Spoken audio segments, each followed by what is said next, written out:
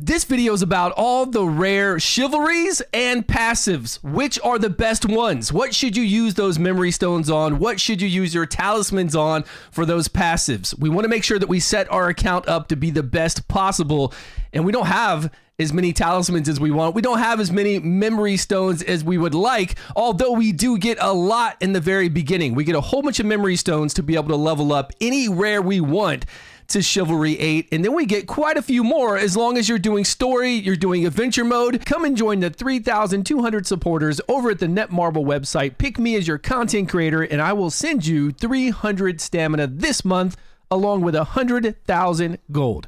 Details are down below. I do have a spreadsheet with all this information. It will be down below. On my list, I've got them set up kind of in order of importance from top to bottom, but inside the game right now, we're just gonna start with Cormac. Cormac does not need any chivalry to be extremely strong, but this is only played with the Frost Relic. If you don't have Cormac's Frost Relic, don't worry about playing him. It's all about that skill 3 in the Frost Relic, which makes him so powerful. If you are manning him as your main DPS, yes, put chivalries into him to make him stronger, because all this stuff does make him stronger, but nothing changes how strong he really is on that skill 3. So none of them are mandatory. You don't have to put anything into him. All you have to do is have that Frost Relic and you're good to go. Try to get skills into that skill 3 with skill books for that Frost Relic, and you will just obliterate everything. Using him as your main DPS, I would max out this first passive. The second passive, I wouldn't even worry about. You don't get a lot of heal from this. It's not that often anyways to really make a difference. You could do one like I've done, but don't worry about that 1% additional defense. If you're gonna main Rosier and you're gonna use her for dots and for damage, you definitely want that Chivalry 8, but that's only if you have her Frost or Flame Relic. I got her Frost Relic on my free-to-play account. That way I could alternate from her Storm Relic to her Frost Relic whenever I needed to. I used the Frost Relic mostly on Gorgos and the Dragon, and then any other content to where Frost isn't favorable for us, I will go back to the Wind Relic, and I'm waiting for the Flame Relic to show up in the Shard Shop. So only use Rosier if you have the Frost or Flame Relic. Then it's worth it. Take her to C8, let her be your main DPS on your starting account like I've done on my free-to-play account, and she is awesome. As far as passives go, we don't have to mess with this first passive at all. Don't worry about doing any skills there. Second passive, it's nice to get one hit into this.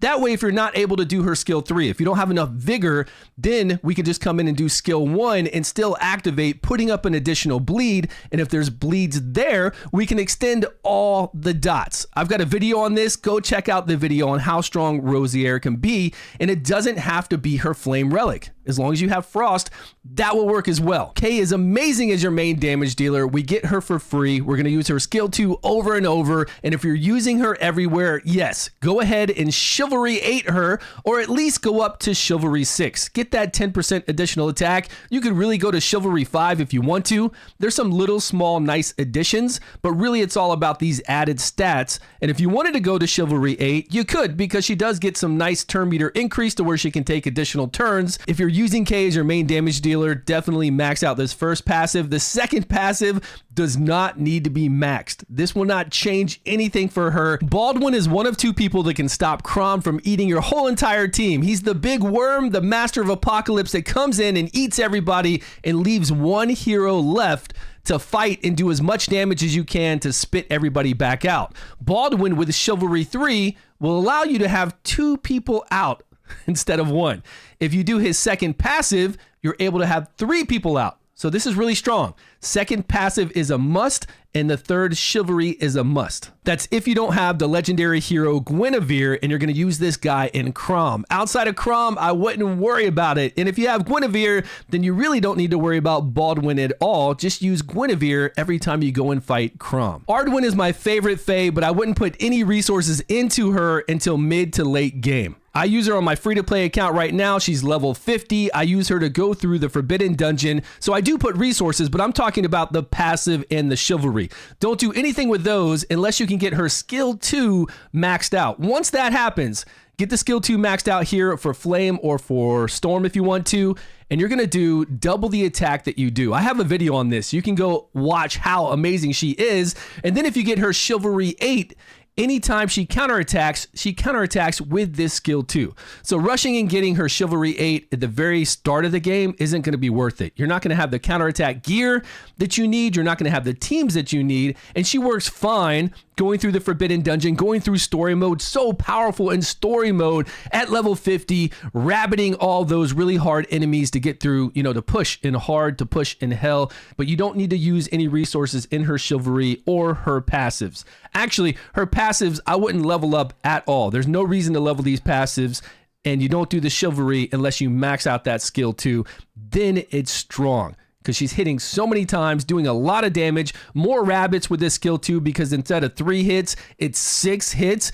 It's a lot of damn damage. It's like 720% of attack, and she can take your whole team through the Forbidden Dungeon and all those other areas to where you need to crowd control people and do a lot of damage doing this. Plus, you put her in a 2-piece counterattack set or bring her with other people that can apply counterattack, and she'll just fire off. When she's hit and fires back with that ability, day 1, I used memory stones to increase her first Chivalry. I could have waited till I got additional copies, and there are a lot of stages that are actually night, and I was using her skill 3 so much that I really didn't have to worry about getting this effect on the skill 2. But it's nice to have. We get a lot of memory stones when we first start playing, and she's so good. These buffs are just too good to pass up with the skill 3, with the skill 2, and then if you can't get her frost, like I said, use that frost when you're going up against those flame enemies. It's a massive heal. I really love what she can do. The passives, do not worry about. Don't waste your talismans on these passives, and don't worry about any of these other Chivalries. None of these Chivalries are going to make a difference with her. They're going to increase it, yes, better healing, recovery over time here when we're afflicted with a debuff. They're all great little things, but they're not massive changes to her. So no rush to go out and do this. If you get additional copies though, yeah, put them into her for sure. Sarah to me is on par with her. We don't need any Chivalries with Sarah. Nothing's going to really change how amazing she is and how I play her. If you get additional copies, definitely put them into her because you're going to be using her from beginning all the way to end, and try to get this second passive maxed out. It's so amazing to be able to fight that first dragon and never have to worry about applying marks. Never have to worry about the dragon getting up buffs. And I've got a video on this as well. It's all in the spreadsheet down below. Really don't play Clementine at all, but there are a lot of people that swear by her, and I can understand why. Knocking back the attack gauge, getting additional healing here on that passive that also knocks back the attack gauge. So if you're going to play her as your main healer, go to Chivalry 4. So we get this big heal based off of 10% of her max HP, tied to the smile ability, made you smile, to where we knock back the attack gauge. So Chivalry 4, I don't like her Chivalry 8. If she's your main healer, this will mess you up. So don't go past Chivalry 7 if you're using her as your main healer. If you're going to play her at late game with very special teams to knock back the attack gauge, then you can go to Chivalry 8. I actually wish I could take her back to Chivalry 7, and then I might actually play her more. You do want to get this first passive maxed out. This is the one that's tied in to those Chivalries to give you that additional healing and to knock back the enemy's attack gauge. Don't worry about this second passive at all unless you're going to go for that Chivalry 8 and try to knock back that attack gauge and play her totally different, because she will be asleep most of the time, unless you're going to bring her in with Guinevere and do some other different teams, but that's a totally different story. Those are the main ones. Let's wrap all this up. You can come down to the spreadsheet below. You can see Rosier, Kay, Cormac, Bond, all the ones we just talked about. And then we've got Arthur. Arthur, if you're going to use him as your main DPS, it's only going to be with a Storm Relic. And then at that point, you could go from 4 to 8 for Chivalry.